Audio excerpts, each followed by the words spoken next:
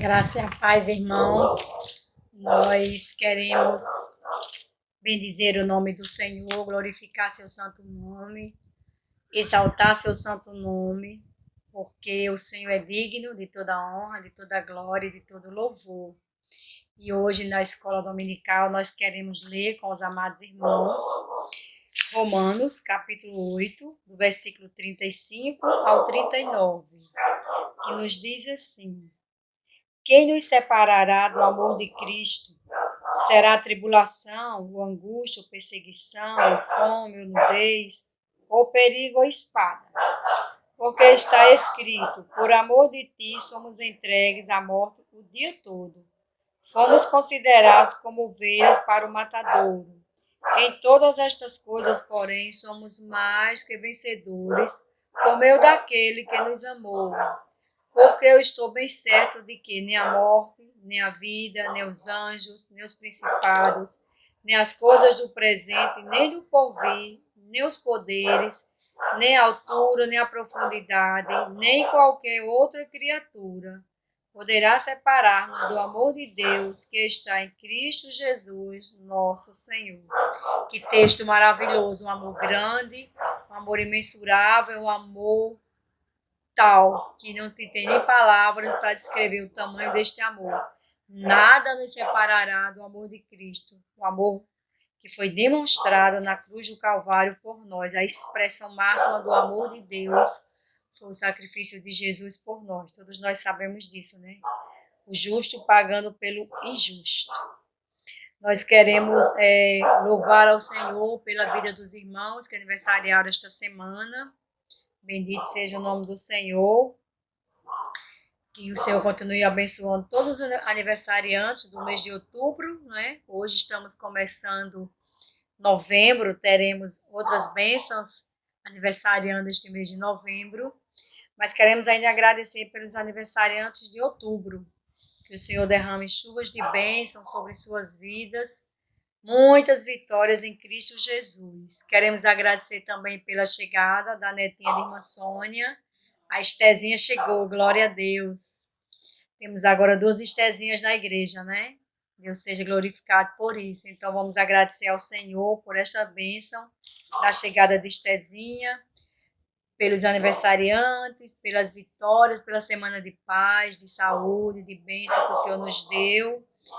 E quero, desde já, oferecer a todos os irmãos que aniversariaram o hino 61, para todos os irmãos e irmãs que aniversariaram este mês de outubro. Então, vamos orar ao nosso Deus, também incluindo na nossa oração, pedido de saúde, né, para os irmãos que estão doentes. Vamos orar ao nosso Deus, irmãos. Pai, nesta manhã queremos bendizer o Teu nome, glorificar o Teu nome e render graças ao Senhor. Queremos, Deus, querendo te agradecer pela vida de cada irmão que recebeu de Tuas mãos mais um ano de vida, Senhor. Muito obrigada, Senhor amado. Queremos te agradecer, Senhor amado, pela chegada de Estezinha, meu Deus, a neta de irmã Sônia. Que esta família possa, Pai, cada dia mais se alegrar com esta bênção do céu para ela. E que esta criança seja uma bênção, Senhor, na vida desta família, Pai. Abençoa poderosamente a família de irmã Sônia, seus filhos, suas noras, seus netos. Abençoa a irmã Sônia também, meu Deus, que o Senhor sabe todas as necessidades que essa família tem, que o Senhor possa, com a tua bondade e misericórdia, suprir cada uma delas. Pai, te pedimos, Senhor amado, pela mãe da irmã Socorro, que irá fazer uma cirurgia, abençoa ela, dá vitória. Abençoa também, meu Deus, Vilma, que está com problema de saúde, dá vitória à tua serva, irmão Marcos, irmã Vanusa. Abençoa os teus filhos que estão precisando de saúde do Senhor, meu Deus querido. E pedimos, Deus, que as tuas mãos santas e saradoras repousem sobre nós com saúde, meu Deus querido. Pai, muito obrigada pelas bênçãos do Senhor. Nos guarda em tuas mãos poderosas, nos livrando de todo mal, Senhor amado. Nos preserva, Senhor amado, com vida, saúde e paz. Nos dá um domingo abençoado na tua presença, Senhor. Abençoa todos os irmãos da igreja. Que todos possam, Senhor amado, receber de ti, Senhor, bênçãos celestiais, meu Pai. Abençoa o estudo que teremos hoje, que possamos aprender mais do Senhor, para cada dia mais crescer na graça e no conhecimento do nosso bondoso Deus. Muito obrigada por tuas bênçãos, Senhor amado. Te agradecemos também, Senhor, pela vida da mãe da irmã Isabel, que estará completando mais um ano de vida também. Muito obrigada por esta vitória também, meu Senhor. Bendito seja o teu santo nome, Pai. É no nome de Jesus que nós te oramos, muito agradecido por tuas bênçãos e confiando, Senhor, nas vitórias que receberemos de tuas mãos, para a honra e glória do teu santo nome. Amém, Jesus. Olá, meus queridos irmãos, que a graça e a paz do Senhor seja com cada um de vocês. Sejam muito bem-vindos à nossa Escola Bíblica Dominical à distância. Vamos hoje concluir o nosso primeiro tópico da lição 6. Como os irmãos podem ver aí na tela, o título é Convertidos para Adorar o Senhor. E o texto básico é 1 aos Tessalonicenses, capítulo 1, versículo 9. Meus irmãos, nós vamos ler aqui mais uma vez este texto. Coloquei os dois versículos, versículo 8 e versículo 9, na tradução Nova Almeida atualizada, apenas para facilitar um pouco, para a leitura se tornar um pouco mais fluida, mas não há grande diferença, graças a Deus, entre as traduções. Diz assim o texto: porque a partir de vocês a palavra do Senhor repercutiu não só na Macedônia e na Acaia, mas a fé que vocês têm em Deus repercutiu em todos os lugares, a ponto de não termos necessidade de dizer mais nada a respeito disso. Porque no que se refere a nós, as pessoas desses lugares falam sobre como foi a nossa chegada no meio de vocês e como, deixando os ídolos, vocês se converteram a Deus, para servir o Deus vivo e verdadeiro. 1 aos Tessalonicenses 1, versículos 8 e 9.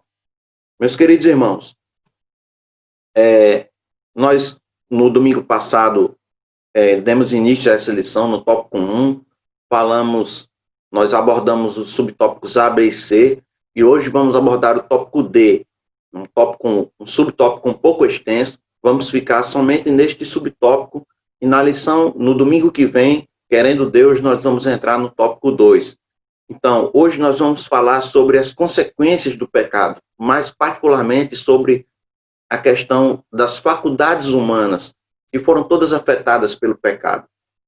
Então, é um assunto muito importante, tem a ver diz respeito a uma doutrina que é muito cara para nós cristãos, e particularmente para nós cristãos de tradição reformada, que é a doutrina chamada doutrina da depravação total, muito conhecida dos irmãos, no acrônimo TULIP, que fala dos 5 pontos que resumem, por assim dizer, a doutrina calvinista no que diz respeito ao pecado e à salvação. É o primeiro ponto, o T do inglês, Total Depravity.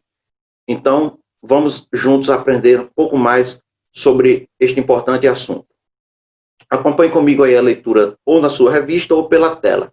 O pecado afetou todas as faculdades do ser humano. Isso significa que não há um pensamento, uma atitude ou uma palavra que não esteja manchada pelo pecado. E isso é assustador. As Escrituras relatam que viu o Senhor que a maldade do homem se havia multiplicado na terra e que era continuamente mal todo o desígnio do seu coração. Gênesis 6:5.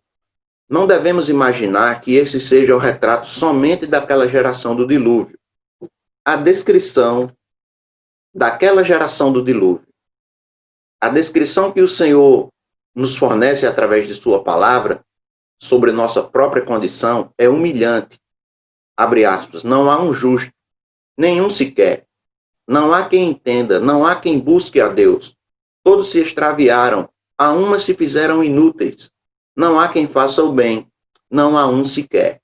A garganta deles é sepulcro aberto, com a língua urdem engano, veneno de víbora está nos seus lábios. A boca eles a têm cheia de maldição e de amargura. São os seus pés velozes para derramar sangue, nos seus caminhos há destruição e miséria. Desconheceram o caminho da paz. Não há temor de Deus diante dos seus olhos. Romanos 3, do 10 ao 18.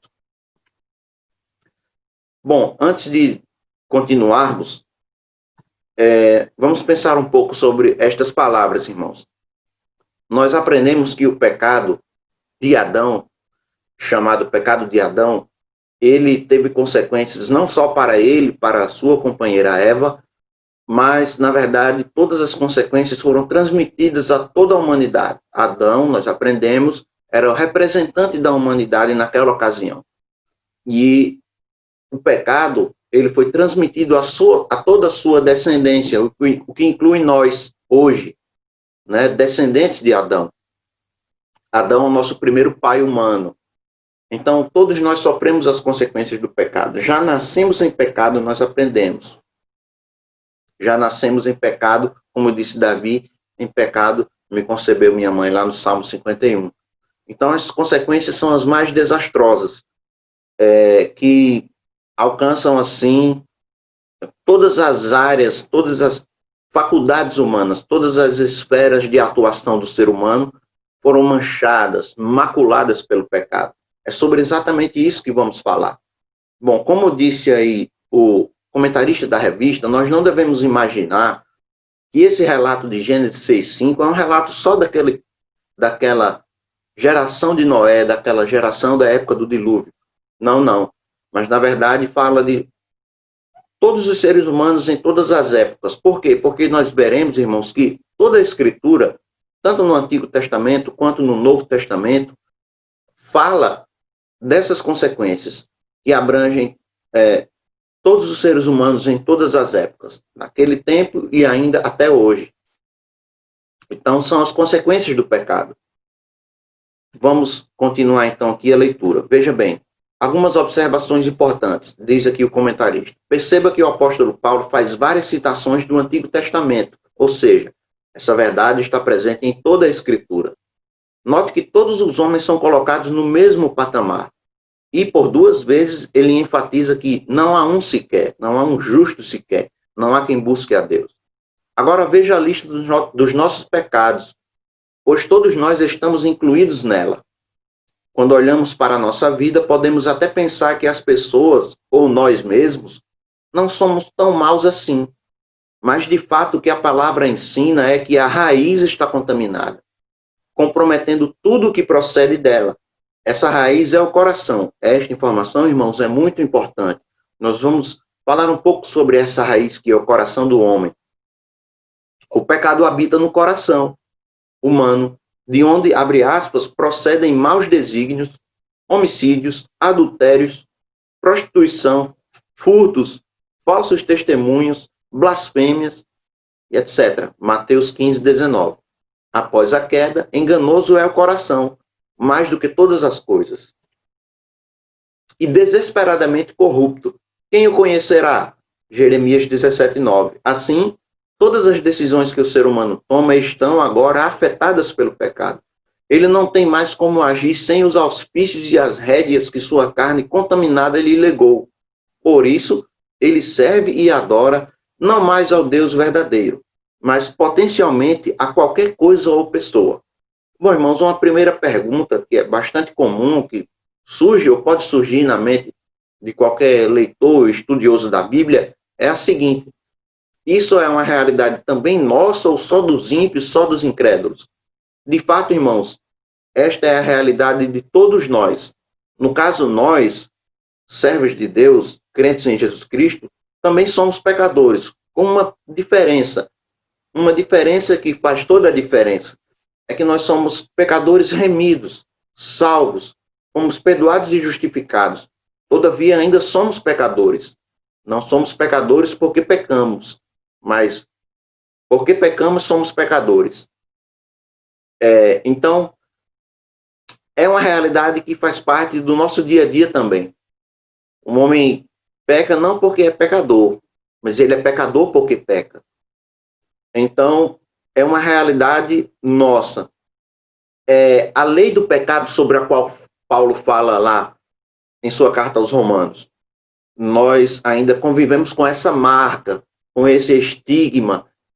Eventualmente pecamos, mas podemos resistir ao pecado por causa do Espírito Santo. Não somos mais escravos dele, ele não mais nos domina, mas ainda é uma realidade que só será extirpada no futuro, quando recebemos o corpo da glória semelhante ao corpo do Senhor Jesus Cristo.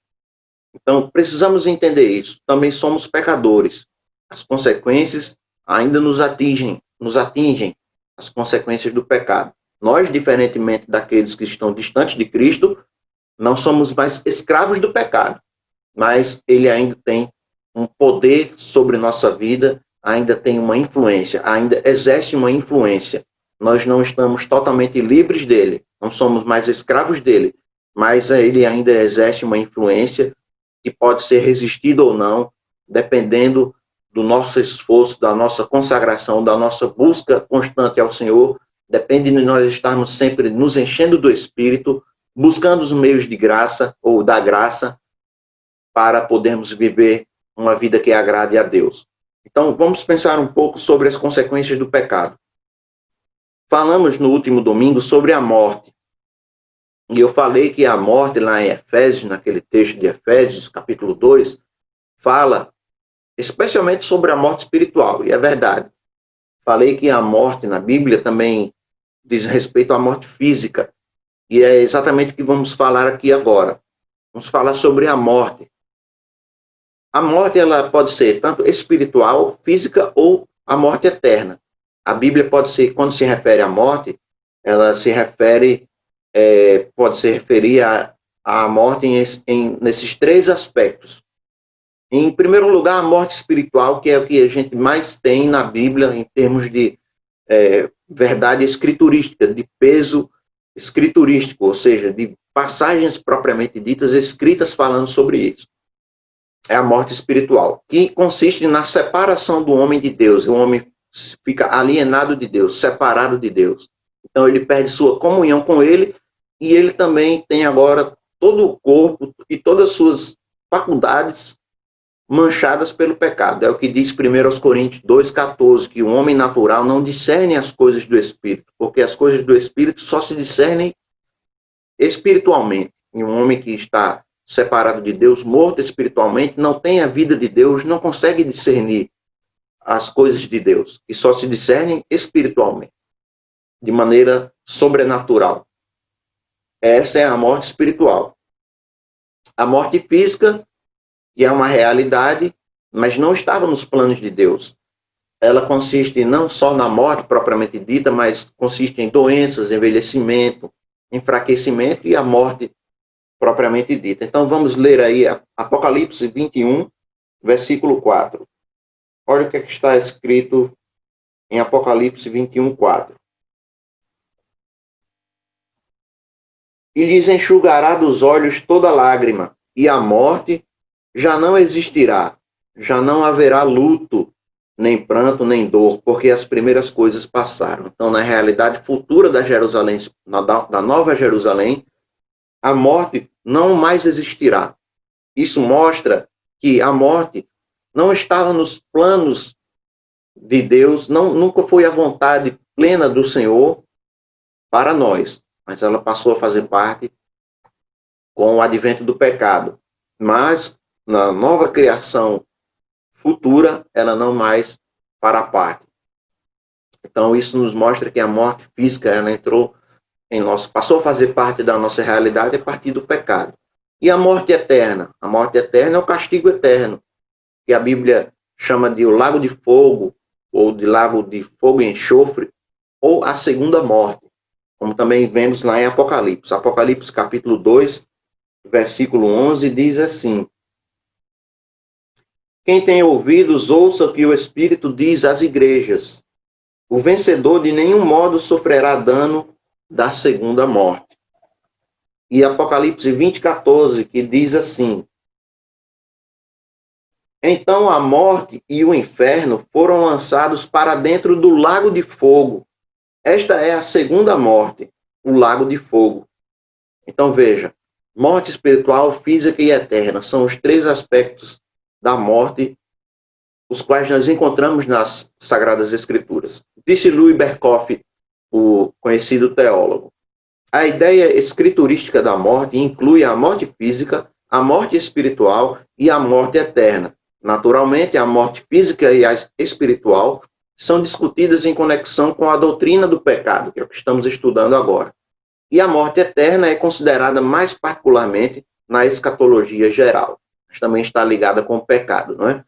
Uma vez que aqueles que pecam que são os adúlteros, os mentirosos, os que roubam, os efeminados, etc., etc., como está escrito no livro do Apocalipse, eles não farão parte, não herdarão o reino dos céus, e o destino deles é exatamente o lago de fogo, que a Bíblia chama de a segunda morte.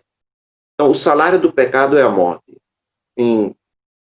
Nestes versículos, nós podemos perceber que morte, em todos os aspectos, em todos os sentidos, em resumo, em síntese, é o resultado final do pecado. Mas vamos ver agora esta morte detalhadamente.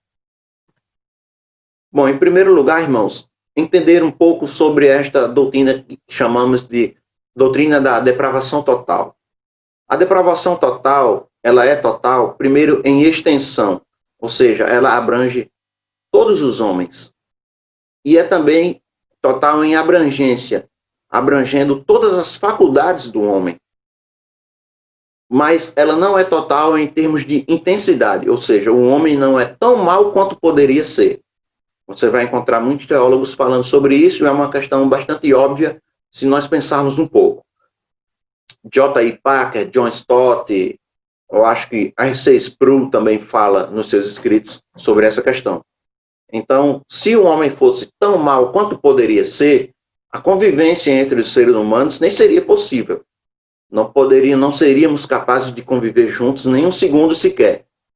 A primeira irritação, no primeiro desconforto, um mataria o outro e o ser humano ele ia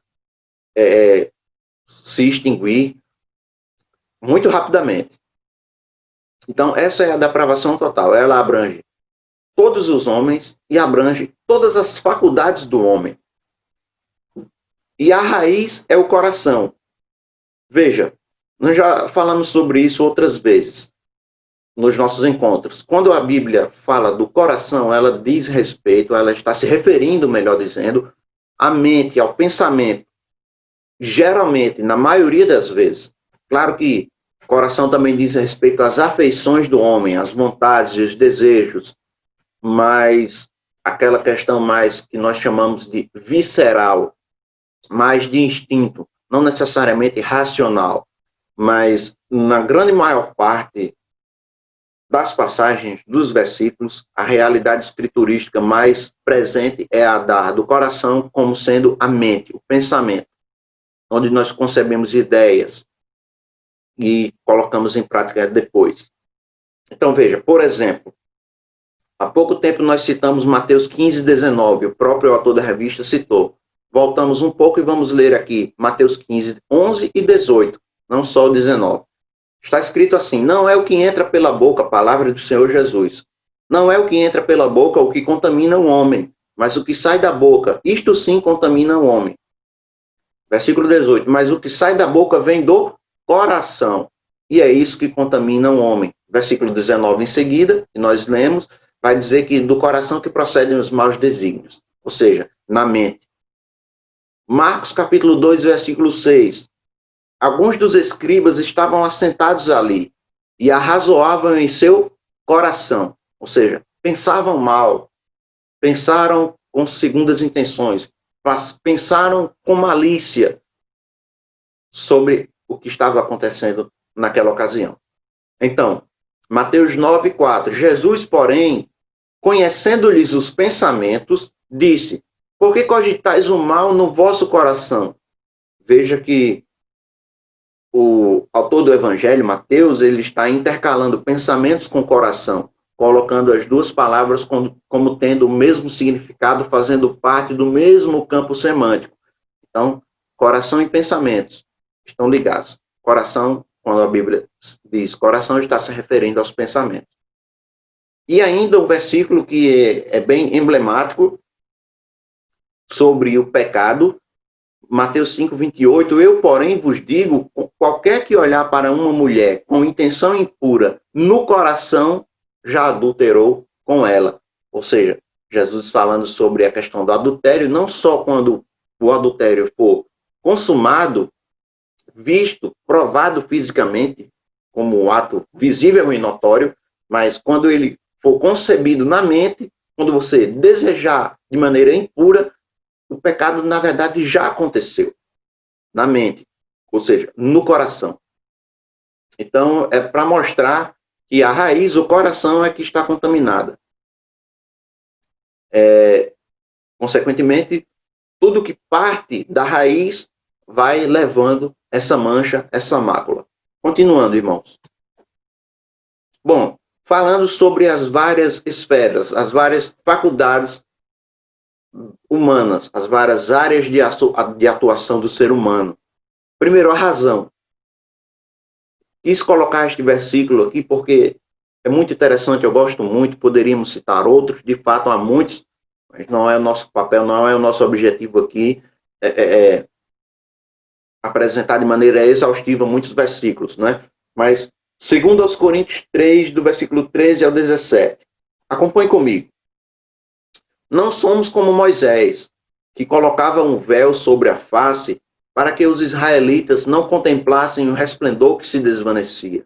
Na verdade, as mentes deles se fecharam, pois até hoje o mesmo véu permanece quando é lida a antiga aliança. Não foi retirado, porque é somente em Cristo que ele é removido. De fato, até o dia de hoje, quando Moisés é lido, um véu cobre os seus corações. Mas quando alguém se converte ao Senhor, o véu é retirado.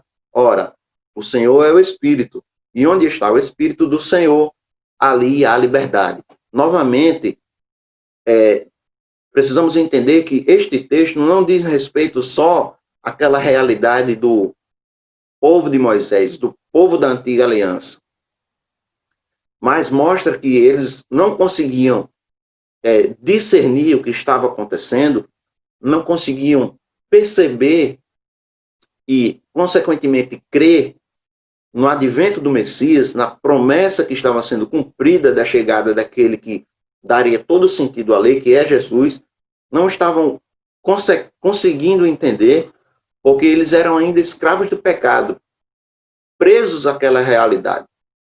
E, veja, é somente em Cristo que esse véu, essa mente obscurecida, é somente em Cristo que esse véu é removido. Ele permanece até o dia de hoje, não só neste povo judeu que não crê no Messias, mas em todos os outros pagãos e incrédulos que não creem no Senhor Jesus. A mente obscurecida pelo pecado os impede de perceber, de ver, de notar espiritualmente a realidade que se apresenta. Veja, então, quando alguém se converte ao Senhor, o véu é retirado. E aí, veja, ora, o Senhor é o Espírito. E onde está o Espírito do Senhor, aí há liberdade.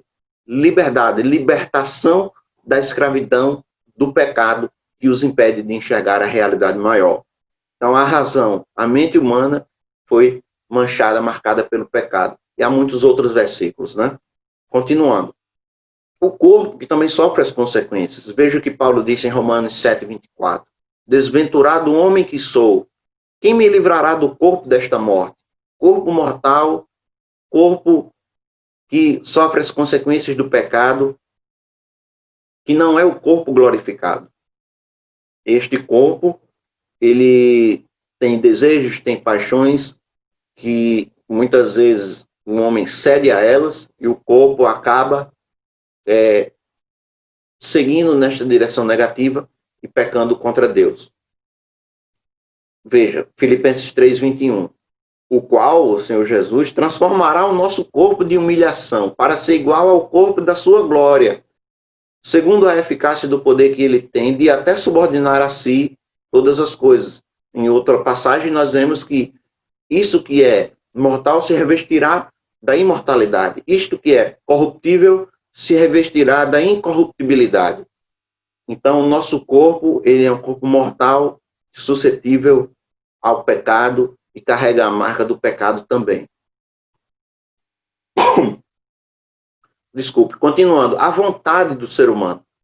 Mas graças a Deus, porque outrora, escravos do pecado, contudo, vieste a obedecer de coração à forma de doutrina a que fostes entregues. Romanos 6:17. Ou seja, outrora vocês eram escravos do pecado e não obedeciam de coração à doutrina, à sã doutrina, ao bom ensinamento, à boa palavra de Cristo, ao Evangelho. Vocês não obedeciam, eram escravos do pecado, não tinham vontade de obedecer e não tinham vontade e nem conseguiam, porque eram escravos do pecado. Precisou alguém libertar vocês do pecado. A saber, Deus os livra do pecado. Cristo liberta, o Espírito Santo liberta. E agora vocês vêm a obedecer de coração livremente, com vontade de fato de obedecer a sã doutrina.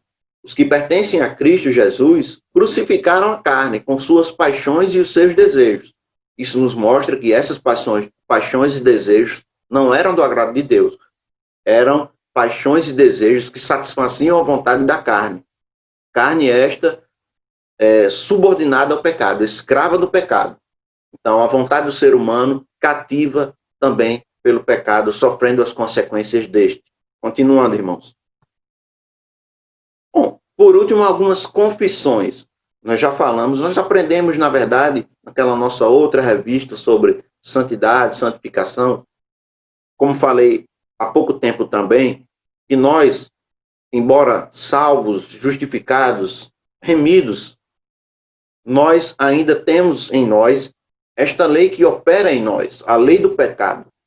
Ela opera da seguinte maneira: o pecado não mais nos domina, mas é ainda uma realidade presente e nós podemos resistir às tentações por causa do Espírito Santo. Ele não mais nos domina, ou seja, podemos resistir por causa do Espírito que em nós habita. Mas, ainda assim, eventualmente, cedemos quando não estamos ligados ao Senhor, quando não estamos buscando o Senhor em oração, em comunhão com os irmãos, fazendo uso dos meios da graça, quando não nos enchemos do Espírito, quando não nos alimentamos da Santa Palavra, que nos fortalece, que fortalece a fé. Eventualmente caímos, e é doloroso. É um acidente de percurso que eventualmente acontece. Essa é a lei do pecado. Não estamos totalmente livres do pecado. Totalmente livres, não. Ele não mais nos domina, mas não estamos totalmente livres. É uma realidade que nos cerca. É um estigma na vida do cristão, a luta contra o pecado. Então, assim como estes personagens ilustres da Santa Escritura, devemos nós também pensar, entender, reconhecer que somos pecadores, que temos pecado, e não há um dia que não pequemos por pensamentos, ações, palavras, ainda que sejam pecados, por assim dizer, humanamente falando, pequenos deslizes, mas pecamos. O salmista Davi, sensível a esta questão, orando ao Senhor, disse: absolve-me também, Senhor, dos pecados que eu desconheço. Mas tu conheces, porque tu sondas o nosso coração. Tu sabes de todos os detalhes no íntimo do nosso ser. Então, por exemplo, o centurião romano disse: não sou digno de que entres em minha casa. Simão Pedro disse: Senhor, retira-te de mim, porque sou pecador. Paulo, o apóstolo, Cristo Jesus veio ao mundo para salvar os pecadores, dos quais eu sou o principal. O apóstolo João: se dissermos que não temos pecado nenhum, a nós mesmos nos enganamos. Maria: meu espírito se alegrou em Deus, meu Salvador. Ou seja, mostrando que ela também era, ao contrário do que dizem alguns, não era a Maria Santíssima, mas uma mulher simples e pecadora também, precisando de um Salvador. Não entrou aí na lista também Zaqueu, que disse uma coisa parecida com essa que o centurião romano falou: eu não sou digno de que entres em minha casa. Mas Jesus entrou na casa daquele homem considerado pecador, porque de fato ele veio não para os sãos, porque os sãos não precisam de remédio, mas sim para os enfermos, que precisam de cura. Então, poderíamos falar muito mais ainda sobre esta realidade, irmãos, do pecado, da total depravação. Mas ficamos por aqui e guardemos estas lições e tenhamos consciência dos grandes males causados pelo pecado. Ele alcança, abrange, atinge todas as faculdades do ser humano, nossos desejos, nossos pensamentos, o nosso corpo, nossas vontades, atinge nossos relacionamentos, enfim. Vigiemos e oremos e encontro vocês numa próxima oportunidade, querendo Deus. Obrigado e até a próxima. Fiquem todos na santa paz do Senhor Jesus. Amém. Saudamos a todos com a graça e a paz do nosso Senhor Jesus. Quero deixar um verso da palavra do Senhor que se encontra no Salmo 34, versículo 4, que nos diz: busquei o Senhor e Ele me acolheu, livrou-me de todos os meus temores. Louvado seja o nosso Deus. Que bom saber que o Senhor nos acolhe, que o Senhor nos livra de todos os nossos temores. Que bom é buscar a presença do Senhor, sabendo que Ele nos ouve, sabendo que Ele nos atende segundo o seu querer, que é o melhor para nós. Queremos orar pelos nossos irmãos enfermos, que no nome do Senhor sejam curados. Queremos orar agradecendo a Deus pela vida da nossa irmã Odália, por mais um ano de vida que o Senhor tem concedido à sua filha neste dia, e orar pelo nosso irmão Isaac, que dia 4 completará mais um ano de vida na presença do nosso Deus. Oremos ao Senhor. Pai amado, graças te rendemos pela bênção da tua palavra ministrada, pelo ensino que acabamos de receber. Que o Senhor dia a dia nos instrua, que o Senhor dia a dia nos agracie com a tua palavra e que ela faça diferença no nosso viver.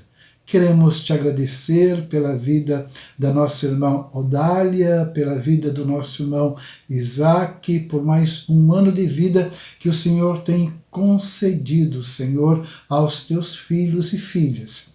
Queremos orar, suplicar a tua bênção de cura para os nossos irmãos enfermos. Que o nome do Senhor seja louvado por todos nós e que tenhamos uma semana abençoada na tua presença. Perdoa, Senhor, os nossos pecados, em nome do Senhor Jesus. Amém. Recebam a bênção do Senhor.